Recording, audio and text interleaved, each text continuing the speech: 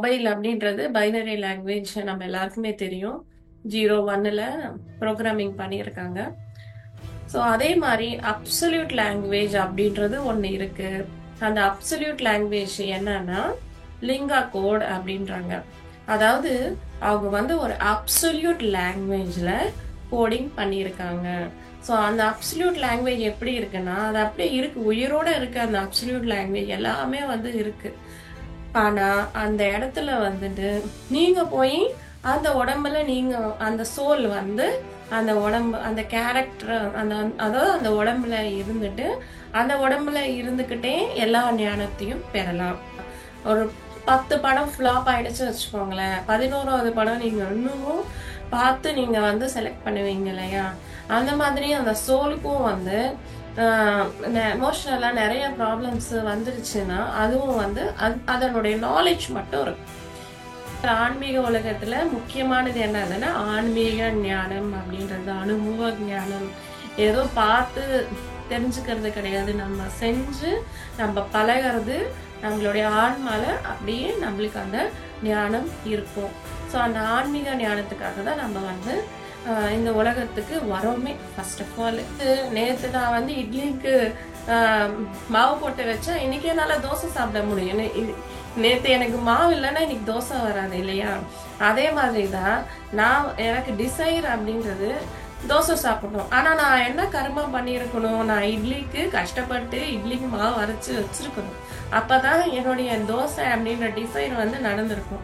இதே மாதிரி தான் நம்மளுடைய வாழ்க்கையில ஒரு ஜாப் வேணும்னா நீங்க வந்து ஒரு படிச்சிருக்கணும், ஒரு வியாபாரம் வேணும்னா உங்களுக்கு ஏதோ ஒரு எக்ஸ்பீரியன்ஸாவது இருக்கணும், இல்லைன்னா உங்க பேரண்ட்ஸ் கிட்ட இருந்து நிறைய காசாவது இருந்திருக்கணும். அதாவது இது இருந்தாதான் இது வரும்.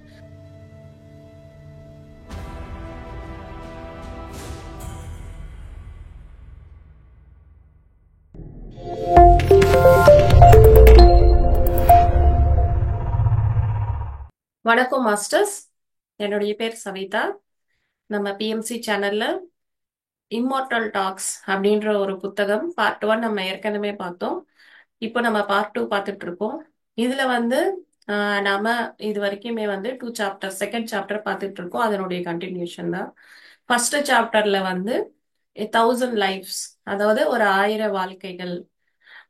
இப்ப இந்த சாப்டர் வந்து லிங்கா கோடு.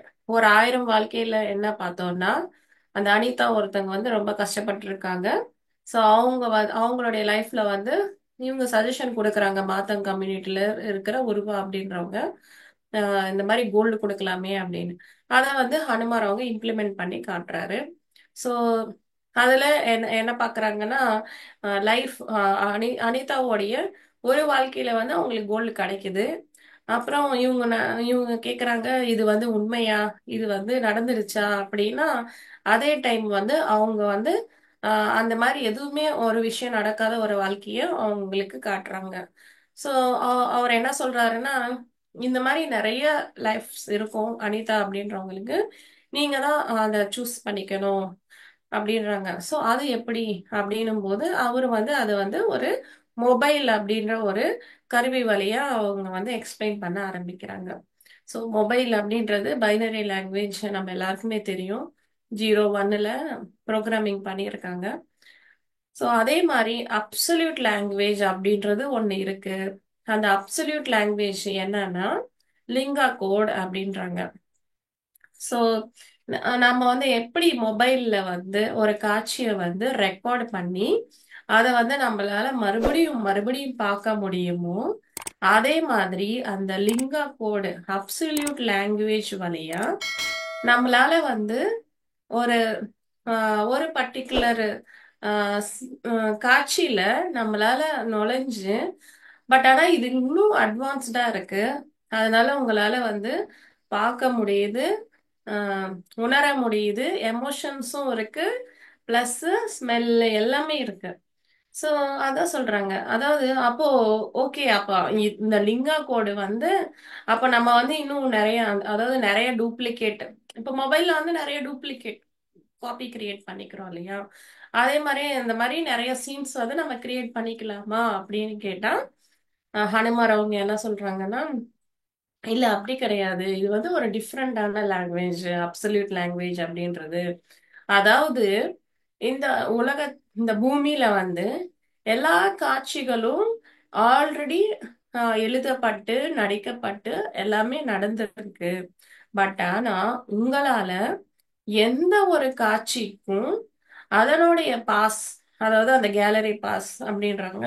ஸோ அந்த கேலரி பாஸ் வாங்கிட்டு அந்த காட்சியோட ஒரிஜினல் சோர்ஸுக்கே நீங்க போய் ஆக்சஸ் பண்ணிக்கலாம். ஸோ அந்தக்கான பாஸ் தான் வந்து நம்ம வந்து என்ன சொல்றோம், அந்த உம், அந்த டைம் டனல்ஸ்ல போயிட்டு சூனியா டனல்ஸ்ல போயிட்டு அங்க இருந்து நம்ம எடுத்துக்கலாம் அப்படின்னு சொல்றாங்க. சோ அந்த ஒரு பாஸ் அந்த ஆக்சஸ் இருந்துச்சுன்னா உங்களால அந்த ஒரிஜினல் சீன், அதாவது எந்த ஒரு சீன் வந்து நடைபெற்றதோ அந்த ஒரிஜினல் சீனையே நீங்க போய் வாழலாம். அந்த ஒரு பர்டிகுலர் இப்போ சீன் நம்பர் 20னா அந்த சீன் நம்பர் 20க்கே நீங்க போய் வாழலாம். அப்போ அந்த சீன் நம்பர் 20க்கு அந்த 1 to 19 சீன்ஸ் இருக்கும் இல்லையா? ஒரு படம் வந்து நீங்க இன்டர்வலுக்கு அப்புறம் போறீங்கன்னா உங்களுக்கு ரொம்ப குழப்பமா இருக்கும் ஆக்சுவலா. ஆனா இங்க அப்படி கிடையாது. நீங்க வந்து ஒரு ஒரிஜினல் சீனை வந்து நீங்க அக்சஸ் பண்றதால உங்களுக்கு வந்து அந்த இன்டர்வல் வரைக்கும் இருக்கிற படமும் உங்களுக்கு வந்து ஆட்டோமேட்டிக்கா உங்களுடைய மெமரியில இருக்கும். ஸோ அந்த மாதிரி இந்த அப்சல்யூட் லாங்குவேஜை பத்தி இன்னமும் விளக்குங்க அப்படின்றாங்க இவங்க எல்லாருமே. ஏன்னா அது வந்து ரொம்ப வியப்பா இருக்கு. ஸோ அப்படின்னா என்ன, எனக்கே ரொம்ப ஆச்சரியமா இருந்தது இந்த புக்கு படிக்கும்போது. ஓ, இப்படியெல்லாம் இருக்கானே நம்ம இது வரைக்கும் என்ன நினைச்சிருக்கோம், நம்ம ஆன்மா வந்து எங்க இருந்தோ வந்து நம்ம வந்து இந்த உடலை எடுத்துக்கிட்டு மறுபடியும் இன்னொரு உடலை எடுத்துக்கிட்டு அந்த மாதிரி நம்ம வந்து ஆஹ் போயிட்டே இருப்போம். பட் ஆனா இங்க வேற மாதிரியும் நம்மளுக்கு சொல்றாங்க. அதாவது அந்த ஆன்மாவும் வந்து ஆன்மாக்கு வந்து எந்த ஒரு கர்மாவும் எதுவுமே கிடையாது. அது வெறும் ரொம்ப சூன்ய நிலையில இருக்கு.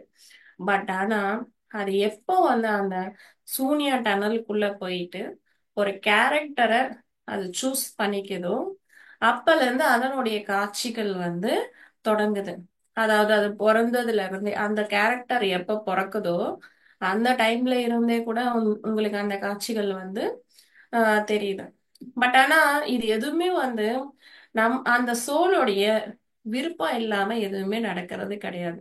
இப்போ நீங்க ஒரு படத்துல நடிக்கணும், உங்களுக்கு ஒரு வாய்ப்பு வருதுன்னா சடனா நீங்க வந்து போய் நடிக்க மாட்டீங்க இல்லையா? அந்த அந்த கதை என்னன்னு கேட்பீங்க, 4-5 வாட்டி கேட்பீங்க. அதுக்கப்புறம் ஒரு சீனா இருக்கட்டுமே, நீங்க வந்து தெரிஞ்சுக்கிட்டு தானே நீங்க போய் நடிக்கிறீங்க. ஒரு எக்ஸாம்பிள் சொல்றேன். சோ அதே மாதிரி நாமளும் வந்துட்டு இந்த ஒரு உலகத்துல இந்த ஒரு கேரக்டர் நாம வந்து போடணும்னா எல்லாம் அந்த கேரக்டர் ஸ்டார்டிங்ல இருந்து எண்டிங் வரைக்கும் எல்லா விஷயமும் தெரிஞ்சுக்கிட்டு தான் நம்ம வந்து அந்த கேரக்டரை வந்து நம்ம வந்து ஆக்ட் பண்ணவே ஒத்துக்கிறோம். ஸோ அதனால நிறைய பேர் நம்மளுக்கு வந்து சொல்லியிருக்காங்க, ஷேக்ஸ்பியரும் சரி எல்லாருமே சொல்லியிருக்காங்க இந்த உலகம் ஒரு நாடக மேடை அப்படின்னு. ஸோ அது எப்படி நாடக மேடை ஆகுது அப்படின்ற கேள்விக்கு இந்த புக்ல இந்த ஒரு பகுதியில நம்மளுக்கு வந்து ஆன்சர் கிடைச்சிருக்கு. அதாவது அவங்க வந்து ஒரு அப்சல்யூட் லாங்குவேஜ்ல கோடிங் பண்ணியிருக்காங்க. ஸோ அந்த அப்சல்யூட் லாங்குவேஜ் எப்படி இருக்குன்னா அது அப்படியே இருக்கு, உயிரோட இருக்கு. அந்த அப்சல்யூட் லாங்குவேஜ் எல்லாமே வந்து இருக்கு.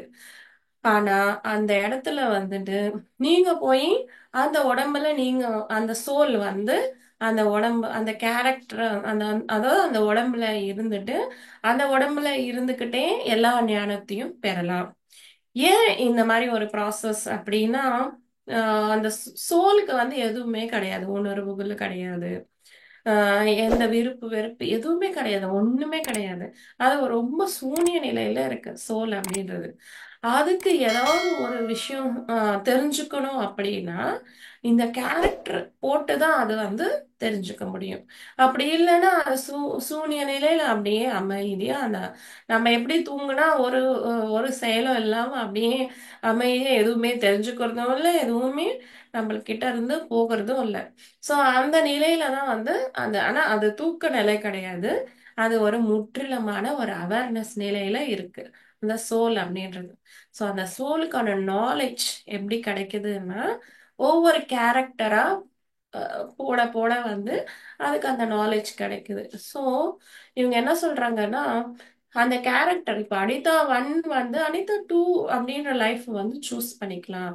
பட் ஆனா அங்கேயும் நிறைய சிக்கல் இருக்கு. அனிதாவுடைய சோல்ல இருக்கிற அந்த மன இறுக்கம் இருக்கு இல்லையா, அது வந்து போகணும். ஏன்னா அந்த நாலேஜ் வந்து இல்ல. சோலுக்கு வந்து கர்மா கிடையாது, டிசைர் கிடையாது. பட் ஆனா நாலேஜ் இருக்கணும். அதாவது சரியான ஆஹ், ஒரு 10 படம் ஃப்ளாப் ஆயிடுச்சு வச்சுக்கோங்களேன், 11வது படம் நீங்க இன்னமும் பார்த்து நீங்க வந்து செலக்ட் பண்ணுவீங்க இல்லையா, அந்த மாதிரி அந்த சோலுக்கும் வந்து எமோஷனலா நிறைய ப்ராப்ளம்ஸ் வந்துருச்சுன்னா அதுவும் வந்து அதனுடைய நாலேஜ் மட்டும் இருக்கும். இதுக்கு ஒரு சின்ன எக்ஸாம்பிள் சொல்லலாம் நாம. ஃபார் எக்ஸாம்பிள், யாராவது ஒரு வந்து கொலை குற்றவாளி இருக்காங்க வச்சுக்கோங்களேன். அவங்க வந்து கொலை பண்ணிட்டாங்க, ஜெயிலுக்கும் போயாச்சு. அதாவது கர்மா இருக்கு, அப்புறம் அதனுடைய எஃபெக்டும் அவர் அனுபவிச்சாச்சு. ஜெயிலுக்கும் போயாச்சு. அந்த அந்த டைமிங்கும் முடிஞ்சு போச்சு. இவருக்கு வந்து விடுதலையும் வாங்கிட்டாரு.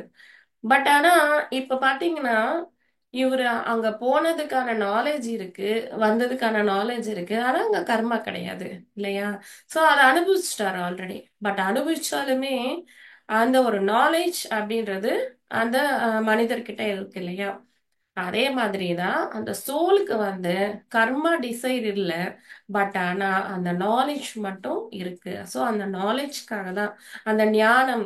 அதுதான் நம்மளுக்கு மறுபடியும் மறுபடியும் ஸ்பிரிச்சுவல் ஆன்மீக உலகத்துல முக்கியமானது என்னதுன்னா ஆன்மீக ஞானம் அப்படின்றது, அனுபவ ஞானம். ஏதோ பார்த்து தெரிஞ்சுக்கிறது கிடையாது, நம்ம செஞ்சு நம்ம பழகிறது. நம்மளுடைய ஆன்மால அப்படியே நம்மளுக்கு அந்த ஞானம் இருக்கும்.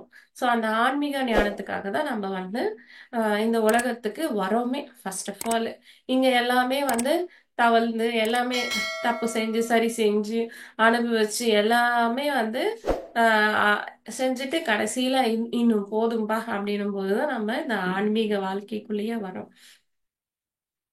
சோ அந்த மாதிரி வந்தவங்க தான் நம்ம எல்லாருமே. பட் ஆனா இங்க வந்துட்டு நம்மளுக்கும் வந்து என்னன்னா கேள்விகள் நிறைய வரும். இது சரியா இது தவறா அப்படின்ற டவுட் வந்து வரும். பட் ஆனா இது எதுவுமே தேவை கிடையாது.